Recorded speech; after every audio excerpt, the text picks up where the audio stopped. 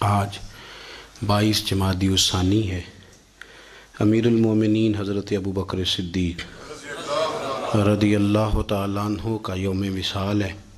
حضرت صدیق اکبر کا یہ مقام ہے کہ افضل البشر بعد الانبیاء، یعنی نبیوں کے بعد سب سے افضل شخصیت کا نام حضرت صدیق اکبر، اور خلیفہ اول بلا فصل امیر المومنین حضرت سیدنا ابو بکر صدیق رضی اللہ۔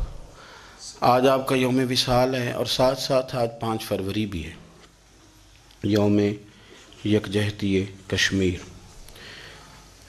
کشمیر کے ساتھ ہمارا جو رشتہ ہے وہ دینی رشتہ ہے، اسلامی رشتہ ہے، اخوت کا رشتہ ہے۔ کبھی ہم شروع میں دیکھتے تھے کہ کشمیر کے بارے میں مسلمان نوجوانوں کے اندر بڑا جذبہ ہوتا تھا، ان کے اندر یہ شوق ہوتا تھا کہ کشمیر کو آزاد ہونا چاہیے، انہیں ان کا حق ملنا چاہیے۔ اس کے لیے مسلمانوں کی آنکھیں، ان کے چہرے اور ان کے جذبات عکاسی کرتے تھے کہ بڑا پیار ہے۔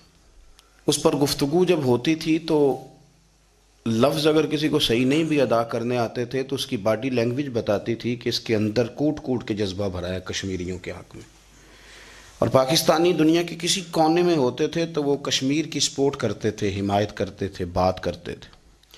پھر پتہ نہیں ہمارا میڈیا کیا دم کرتا ہے، ہمارے سیاستدان کیا کہانی سناتے ہیں، اس مسئلے کو پاکستان کے اندر کی جو سیاست ہے اس کے اندر لا کے کس طرح سے گم کر دیا گیا ہے کہ وہ جو خاص ان کے لیے ہمارے دلوں میں جذبات تھے اور ان کے لیے جو ہم خیر کا جذبہ اپنے دل میں رکھتے تھے وہ پتہ نہیں کیوں مان پڑ جاتا ہے۔ کبھی کبھی کوئی ایک آدھ سیاسی بیان سننے کو مل جاتا ہے، لیکن ان کے دکھ میں، درد میں، تکلیف میں جس طرح ہم شریک تھے، ہم ان کے لیے جذبات رکھتے تھے، وہاں کوئی ایک شخص بھی اگر شہید ہوتا تھا تو یہاں ہمیں تکلیف ہوتی تھی۔ وہ چیزیں آہستہ آہستہ ختم ہو جاتی ہیں۔ ویسے بھی ہم چونکہ اپنے اپنے کام لگ گئے ہیں اور ہر آدمی نے کچھ ترجیحات طے کر لی ہیں، ان ترجیحات سے وہ آگے پیچھے ہونے کو تیار نہیں ہوتا، تو وسیع الظرفی بھی آہستہ آہستہ ختم ہوئی ہے۔ تو اپنے دل کو اس معاملے میں کھلا رکھیں۔ اسلام سرحدوں کی حدود و قیود میں مقید کر دینے والا دین نہیں، بلکہ اقبال نے کہا بازو تیرا توحید کی قوت سے قوی ہے، اسلام تیرا دیس ہے تو مصطفی ہے، تیرا دیس تو تیرا دین ہے۔ تو انشاءاللہ تبارک و تعالی یہ جو جدوجہد ہوتی ہے نا، یہ جو خون ہوتا ہے یہ رنگ ضرور لایا کرتا ہے۔ تو کشمیریوں کی بھی جدوجہد رائے گاہ نہیں جائے گی۔